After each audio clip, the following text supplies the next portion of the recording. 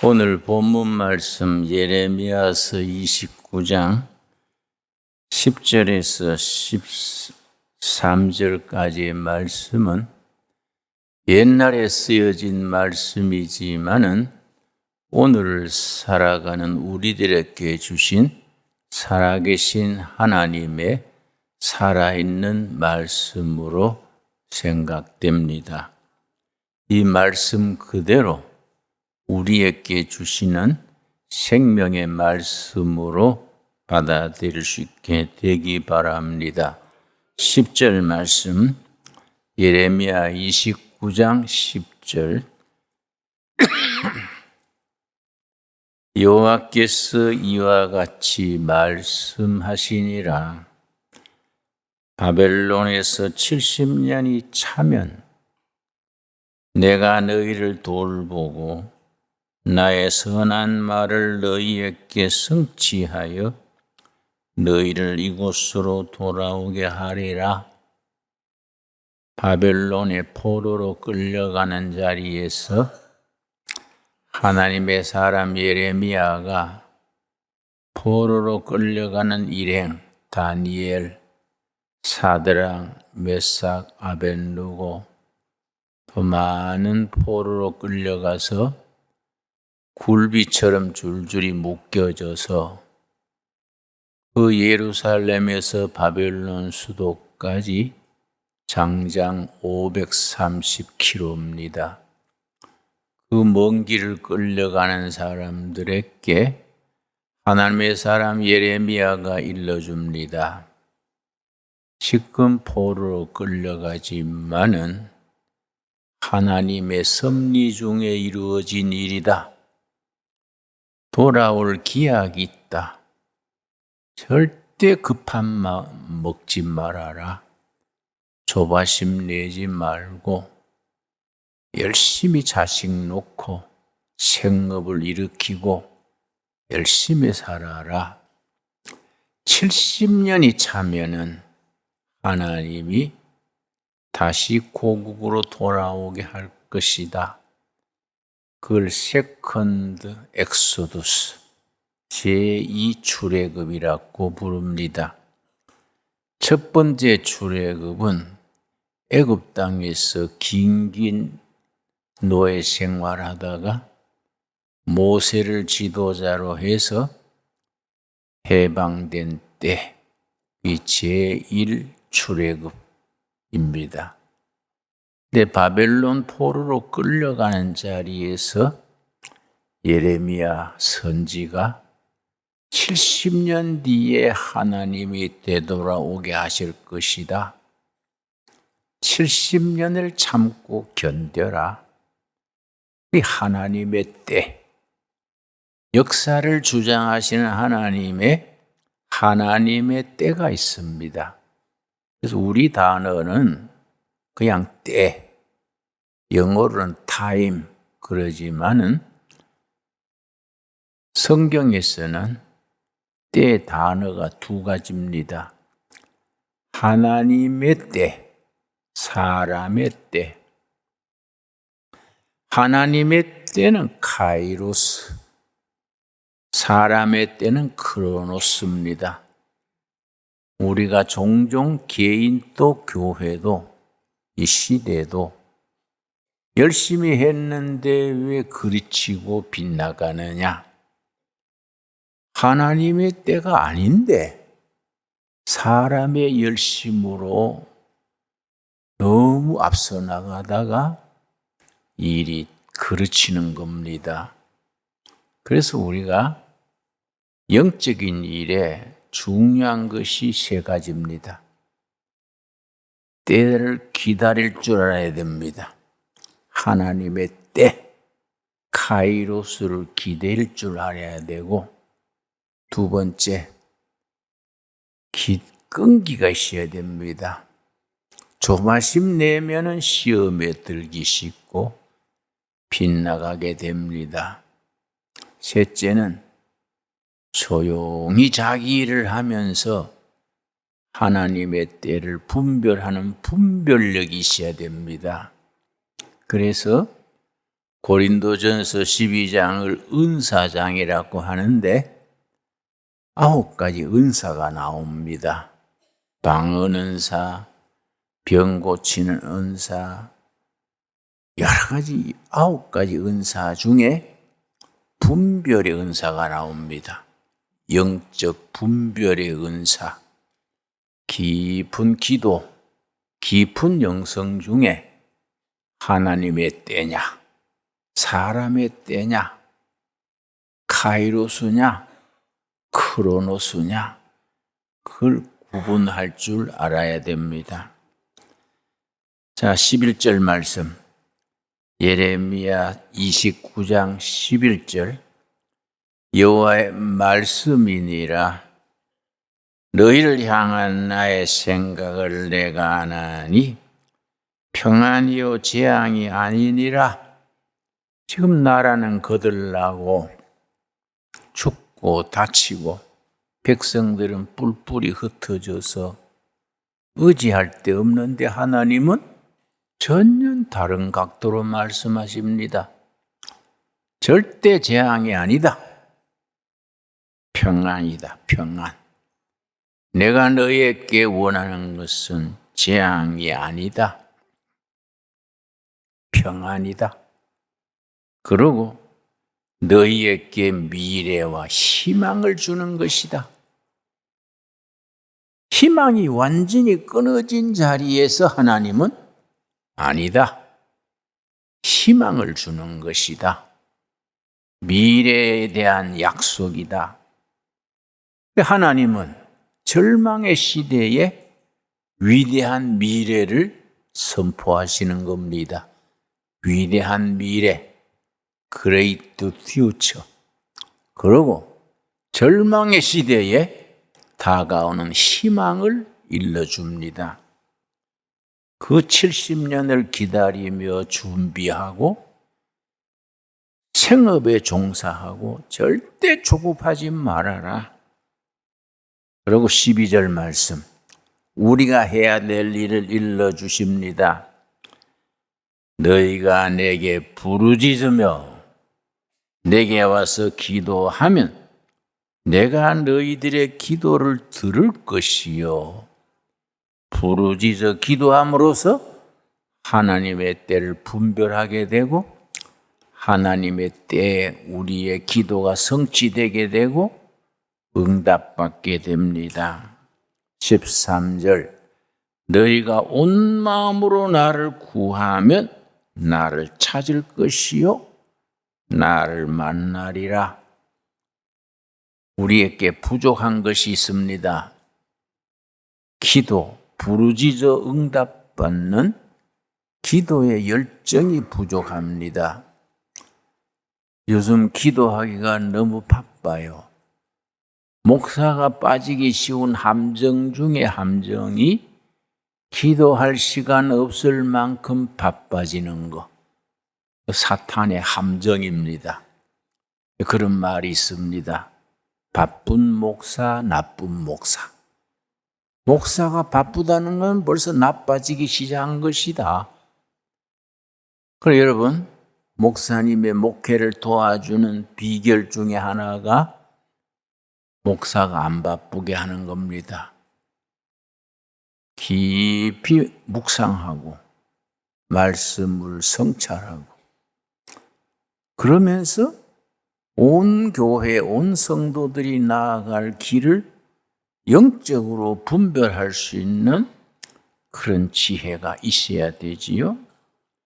내가 너희에게 주는 것은 절대로 재앙이 아니다. 포로로 끌려간다고 낙심하지 말아라. 평안을 주려는 것이다. 미래를 약속한다. 희망을 주는 것이다. 오늘 우리들에게 주시는 약속의 말씀으로 받을 수 있게 되기 바랍니다. 우리가 1945년 해방된 뒤에 금년이 8월 15일이 며칠 안 남았지요. 우리가 그 어려운 시절 정말 변화무쌍한 사연도 많고 곡절도 많던 시대를 지나서 오늘 이만큼 자라게 된 것이 이건 손 하나님의 은혜입니다. 이거는 제 세계 보면 사람의 노력으로 된 일이 아닙니다. 우리 민족, 우리 백성을 향한 하나님의 뜻이 있습니다. 우리가 앞으로 세계적인 강국이 될 수 있는 5가지를 우리가 가지고 있습니다. 내 얘기가 아니고 세계적인 석학들이 평가하는 겁니다. 대한민국이 2030년, 40년 지나면서 세계적인 강대국으로 일어설 수 있는 요소 5가지를 일러줍니다. 첫 번째 뭘 말하냐 하면은 한국은 제조업이 강한 나라다. 제조업. 영국 같은 나라, 옛날에 해지지 않는 나라, 강력한 영국이랬지만은 그 나라는 제조업이 다 사라졌습니다. 그냥 서비스업, 금융업 그런 기업은 아직 왕성해도 제조업이 없습니다. 이태리가 얼마나 로마 천년이 위대했습니까? 그러나 이태리는 제조업이 없습니다. 한국은 제조업의 강국입니다. 철강, 조선, 자동차, 반도체, 원자력. 한국은 제조업이 탄탄하기 때문에 이게 미래 번영의 기초가 된다고 합니다. 두 번째는 이제 다가오는 4차 산업혁명 시대에 시대를 앞서 나갈 수 있는 소프트 파워, 이 강력한 소프트 파워를 우리가 품고 있습니다. 세 번째 중요한 것이 K-컬처, K-팝, BTS, K-드라마, 문화입니다. 문화의 힘입니다. 일찍이 김구 선생께서 내가 원하는 우리나라, 김구 선생의 유명한 글이 있습니다. 내가 청년 시절에 그 글을 읽고 감동받았습니다.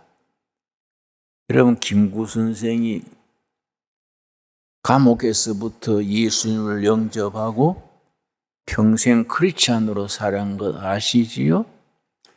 김구 선생이 임시정부 수반으로서 8.15 해방 뒤에 귀국해서 김구 선생이 살던 집이 경교장입니다. 경교장.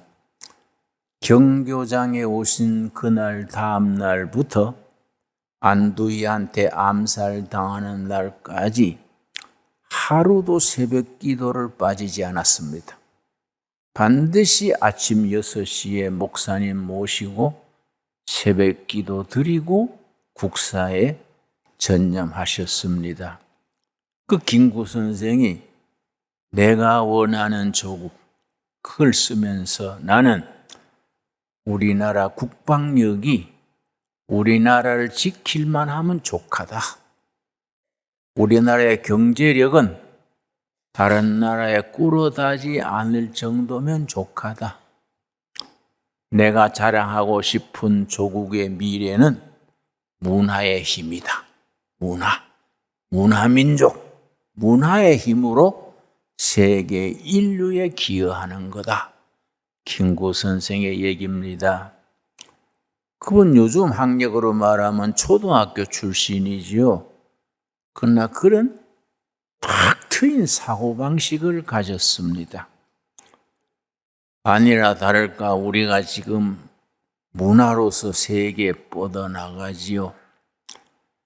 아직은 그냥 대중문화의 수준입니다만 앞으로 고급 문화, 인류 전체의 정신세계에 선한 영향을 미칠 수 있는 고급 문화로 나가야 되지요.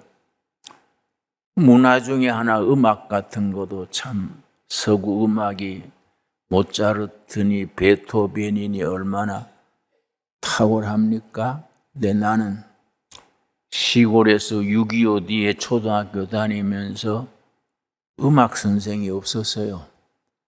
그리고 대구 나와가지고 야간 중학교 다니면서 음악 선생 없었어요. 그래서 나는 음악이라야 그런 음악은 모르고 뭐 두만강 푸른 물에 뭐 찔레꽃이 피고 지는 그 수준밖에 안 돼요. 그러나 앞으로 우리 문화가 세계에 주도할 수 있는 높은 수준으로 올라가야 되지 않겠습니까? 그런 점에서 우리 교회가 참 할 일이 많습니다.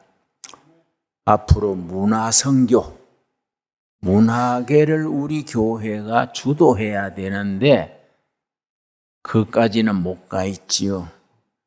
네 번째 한국이 가지는 파워, 세계화입니다. 세계화. 내가 40년 전에 미국 워싱턴 DC에 존스 홉킨스 대학이라는 대학이 있습니다. 그 교수님과 식사를 했었는데 존스 홉킨스 대학 교수가 나하고 얘기하면서 자기가 믿는 바로는 30년 뒤면은 한국 출신이 세계의 지도력을 발휘할 것이다. 그러니까 기가 번쩍 뜨이지요.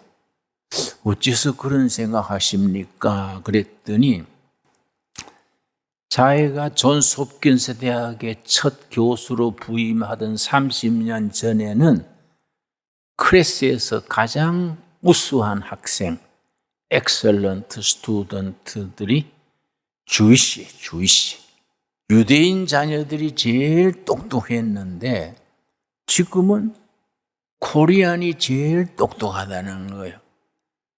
그러니까 30년 전에 유대인 학생들이 제일 똑똑했는데 30년 후에 지금 미국을 주도한다는 거예요. 유대인들이. 지금은 학생들 중에 코리안이 제일 엑셀런트 유능하니까 30년 뒤에는 한국인들이 세계의 선두의 역할을 할 것으로 믿는다. 내가 새겨드렸어요. 참 좋은 생각이다. 우리가 그런 세계화의 그런 기풍을 우리가 가지고 있습니다. 우리나라가 186개 나라에 나가서 일하고 있습니다. 저 아프리카 오지에 가도 내가 뭐 세네갈 뭐 이름도 잘 모르는 나라 가서 집회를 했는데요. 아이고 도착하는 날 뭐 아프리카 좀 뭡니까? 그날 저녁에 설교해달라 그래서 아이고 졸면서 하는데 흑인 목사들 한 800명 모였어요. 그러니까 뭐 저녁이지요. 밑에 교인들도 깜깜하지요. 뭐 시간도 깜깜하고 얼굴도 깜깜하고 내가 졸면서 전도 설교했어요. 근데 설교 마친 뒤에 설교 한 번 더 해달래요.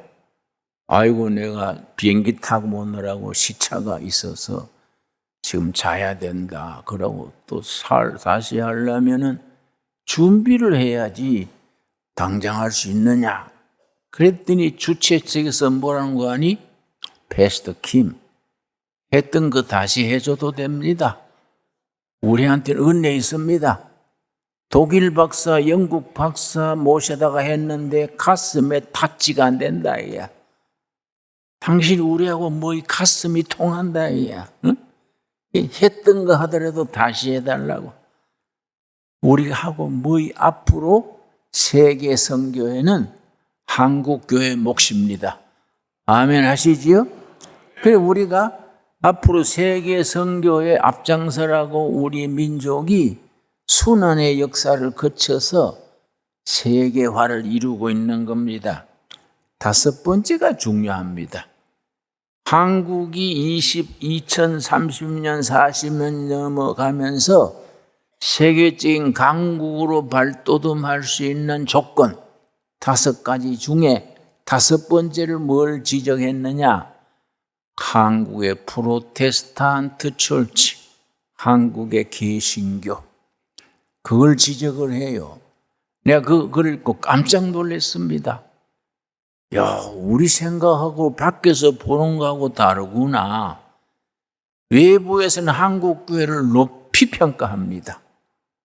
한국 교회가 한국의 중심 종교이기 때문에 한국은 미래의 희망이 있다.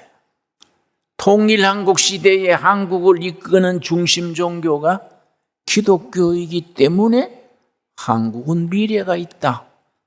전문가들이 그렇게 평가를 하는 겁니다.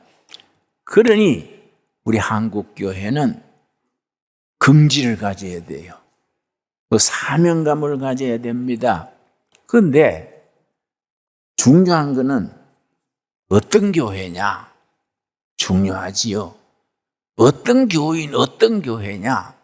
그리고 한국 교회를 이끄는 목사님들의 수준이 어떤 수준이냐? 한국 교회 자랑스러운 거 세 가지가 있습니다. 한국 교회는 복음적 전통이 강력합니다. 그걸 이반제리칼 트래디션 그래요.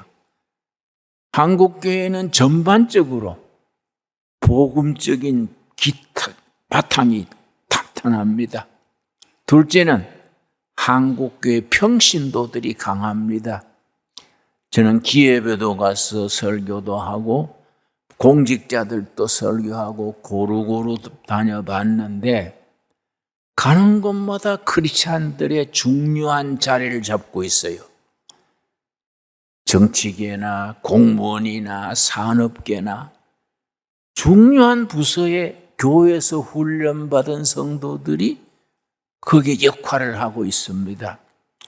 한국 교회는 평신도들의 수준이 탄탄합니다. 한국 교회 자랑이지요. 세 번째는 뭐냐면은 한국 교회 저력은 1세대 신학, 영국, 독일, 미국 1세대 신학을 충분히 소화해가지고 그걸 제3세계, 아프리카, 아시아, 남미 이런 제3세계에 전달할 수 있는 역량이 있는 거예요. 그러니까 아프리카 목사들이 나한테 했던 설교 다시 해달라는 거 아닙니까? 뭔가 가슴으로 통하는 거예요. 그러니까 우리하고 통하는 바가 있는 겁니다. 우리가 설교하면은 요즘 젊은 사람들 말로 필이 꽂힌다 그래요. 한국 목사가 설교를 하면은 그 사람들이 필이 꽂히는 거예요. 그러니까 우리가 그런 걸 긍지를 가져야 되지요. 그런데 한 교회, 한 목사가 중요합니다. 한 목사, 한 교회. 나는 우리 신강둘의 교회가 세워진 지 불과 3, 4년 남짓하지만은 이 교회를 어려운 조건에서 서게 하신 데는 하나님의 섭리와 뜻이 있는 줄 믿습니다. 나는 그걸 확신해요. 이 보통 교회가 아닙니다. 하나님이 쓰시고자 하는 교회입니다. 한 교회가 얼마나 중요하냐 예를 들겠습니다. 여러분 루마니아 들으셨죠? 루마니아. 지금 전쟁하고 있는 우크라이나, 폴란드 옆에 루마니아라는 나라가 있습니다. 루마니아가 공산화가 돼가지고 차우체스쿠 독재자가 아주 폭정을 했었는데 차우체스쿠란 독재자가 김일성하고 형제를 맺었어요. 형님 동생 하던 사이입니다. 차우체스쿠가 여러 번 북한 가가지고 독재하는 방법, 민심을 이끌어내는 방법, 반대자를 숙청하는 방법, 백성들을 길들이는 방법 다 배웠어요. 그래가지고서는 루마니아를 그런 식으로 통치했습니다. 가장 중요한 것이 기독교를 없애려고 그랬습니다. 김일성은 기독교 없애는데 거의 성공했지 않습니까? 그래도 지금 지하교회 교인이 5, 6만 있다 그래요. 근데 차우세스쿠가 독재가 한참일 때 앞으로 100년은 탄탄하다 그렇게 자만할 때에 그 루마니아에 티미소아라라는 도시가 있어요. 티미소아라. 우리나라로 말하면은 대전, 대구 그 정도 되는 도시입니다. 거기에 젊은 목사가 등장했습니다. 이름이 라스줄로 토케스. 아주 중요한 이름입니다. 라스줄로 토케스. 토케스 목사가 왜 목사가 됐느냐?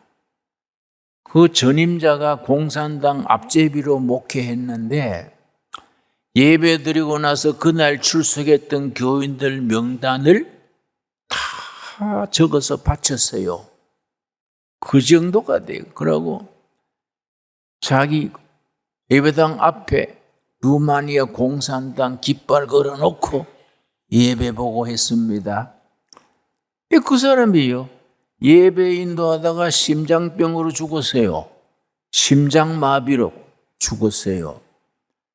그리고 갑자기 목사가 없으니까 공산당 말을 잘 들을 수 있는 후임을 구하자. 구하는데 목사를 안 길러놨으니까 잘 없지요.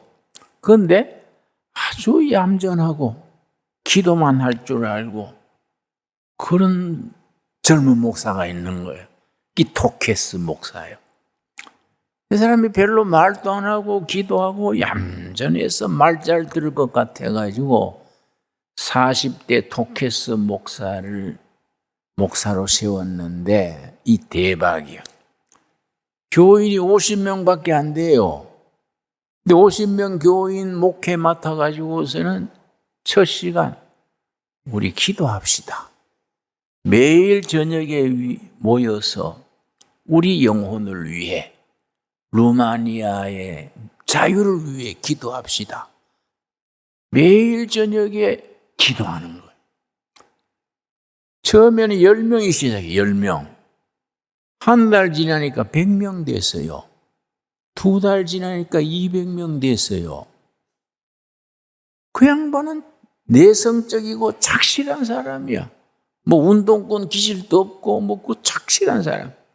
그냥 기도하는 겁니다. 기도. 하나님, 루마니아에 자유를 주시옵소서. 루마니아 교회가 제 몫을 하게 해 주십시오. 우리 영혼을 불쌍히 보시옵소서. 그 기도밖에 아니에요. 근데 교인이 자꾸 늘어나는 거예요. 한 달 지나니까 2,000명. 그 기도회가. 그러니까 공산당이 놀래버렸어. 얌전한 목사로서 안심했는데 가봐야 기도하는 것밖에 없어. 자꾸 늘어나거든. 그래서 차우셰스쿠 정부에서 경고장을 보냈어. 기도 중단하시오. 그러니까 토케스 목사가 우리 교인들은 기도가 중심인데 기도하지 마라 하면 교회 문 닫으라는 기지. 나라 위해서 기도하는데 왜 그러세요? 기도 계속 하는 거예요. 2달 되니까요. 모인 회중이 5,000명이 돼서 5,000명. 공산당 정부가 놀라버렸습니다. 그 비밀 경찰을 보내가지고 보초를 쏘고 했는데 보초 쏘도 그냥 기도하니까 기도. 하나님 이 나라를 축복하시옵소서. 이 나라에 자유를 주시옵소서. 안 되겠다 그래가지고 4명이 밤에 암살대를 보냈어요. 검은 마스크 찌고 토케스 목사를 죽여버리려고 갔는데 교인들이 늦게까지 기도하다가 시커먼 사람들이 들어오니까 눈치채고서는 의자 있잖아요. 의자 들고는 막는 거예요. 할머니, 할아버지들이. 의자 들고 막 암살대를 맞으니까 암살하러 온 사람들이 토케스 목사 뺨에 칼질만 하고 피가 펑펑 쏟아지는데 막으니까 도망가 버렸어. 그러다가 그게 1987년이요. 1987년. 그때 부임했거든요. 2년 지나가지고 1989년 12월에 공산당에서 지시를 내렸어. 2월 15일까지 이사하시오. 시골로 가시오. 그러니까 토케스 목사가요, 조용한 사람이 속이 강하잖아요. 나는 하나님의 발령 받지 공산당 발령 안 받습니다. 나는 내 강대상 지킵니다. 하나님이 가라 하면 지금 또 가겠지만은 차우세스급 지시 안 받습니다. 배째라지, 그죠? 응? 그래가지고 12월 15일 되니까 비밀 경찰이 자동차를 대원들 싣고 와서 강제로 끌어내려니까 인간사슬 그래요, 인간사슬. 교인들이 줄줄이 손에 손잡고 지키는 거예요. 우리 목사 못 데려간다. 2줄, 3줄, 4줄 서가지고 손에 손잡고, 그리고 어떻게 할 수가 없는 거예요. 그래서 그냥 기도하시오 했다가 성탄절 이틀 전인가 갑자기 급습했어. 그래가지고 막 경찰 투입, 비밀 경찰 투입해가지고 토케스 목사와 사모를 끌어가 버렸어. 끌어가 보니까 그 티미소아라 시의 소문이 다 퍼졌어. 우리 목사님이 비밀 경찰에 끌려갔다. 그러니까 온 시민들이 나와가지고 데모하는 거예요. 토케스 목사를 석방하라. 공산당은 교회에 간섭하지 마라. 이 데모대가 광장으로 나가니까 5,000명, 6,000명, 10,000명이 넘어가니까 우리 차우셰스쿠가 김일성한테 배웠거든요. 인민은 무자비하게 해야 조용해진다. 군대를 동원해가지고 총을 쏴라. 그러니까 총을 쏘니까 앞에서부터 막 쓰러지는 거예요. 쓰러져도 그냥 전진하는 거예요. 전진. 응?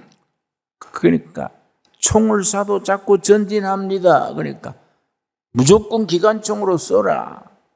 그러니까 군인들이요, 다 자기 형제들 아닙니까? 같은 도시의 군인이 자기 형제 부모들인데 나중에 군인들이 총을 뒤로 돌렸어요. 우리는 내 형제들 못 쏘겠다. 군인들이 총을 뒤로 돌려가지고 상관을 쏘네. 그래가지고 그날 저녁에 뒤집어졌는데 차우세스가 도망가다가 붙들렸어요. 부부가 도망가다가 붙들려가지고 성난 민중들이 그 자리에 밟아 죽였어요. 이게 1989년 12월 성탄절에 있었던 루마니아의 혁명입니다. 어디서 시작됐습니까? 루마니아 차우세스쿠 개혁교회. 50명 교회, 한 교회, 50명 교회. 목사 한 사람, 한 교회, 목사 한 사람. 그 사람이 나라의 운명을 바꾸는 겁니다. 여러분, 큰 교회라고 일하는 거 아닙니다. 유명한 목사라고 일하는 거 아닙니다. 토케스 목사는 이름 없던 그냥 조용한 기도할 줄밖에 모르는 목사였어요. 여러분, 우리가 기도하는 교회가 될 수 있게 되기 바랍니다. 여러분, 예배 마치자마자 막 가는 교인들 있지요. 내가 저 사람이 설사병이 있나? 왜 저리 바쁘게 가노? 그럴 건 뭐 있습니까? 예배 끝나면 기도하고 천천히 나가지 뭘 후닥닥 나가면은 참 이상하지 않습니까? 오늘부터 고칩시다. 예? 오늘 좀 빨리 나가서 내 붙들고 얘기할게요. 혹시 배탈 났어요? 네, 물어볼 테니까. 예배 드리고 기도하고 우리가 하나님 예배하러 왔지 않습니까? 아멘 하시지요? 다른 거 없어요. 프로그램 많다고 잘 좋은 교회 아니에요. 기도해야 돼요. 기도하고 전도하는 교회, 하나님이 기뻐하시는 교회를 이루어 나갑시다. 기도하겠습니다. 하나님 감사합니다. 하나님이 포로로 끌려가는 백성들에게 내가 너희에게 주는 것은 재앙이 아니다, 평화다, 미래와 희망이다 말씀하셨습니다. 오늘 우리 한국교회, 우리 결의, 우리의 미래 통일한국 시대에 희망이요 미래다 말씀으로 주시는 줄 믿습니다. 우리가 기도하고 응답받고 위대한 미래, 그레이트 퓨처를 우리에게 약속으로 받고 아멘으로 엎드려 기도하고 찬양하고 말씀으로 우리가 거룩함을 이루어 가게 하여 주시옵소서. 우리의 기도와 말씀이 이 나라를 움직이고 교회를 깨우치고 통일 한국을 이루고 하나님께 영광 돌리는 역사가 있게 하여 주시옵소서. 예수님 이름 받들어 기도드려 싸움나이다. 아멘.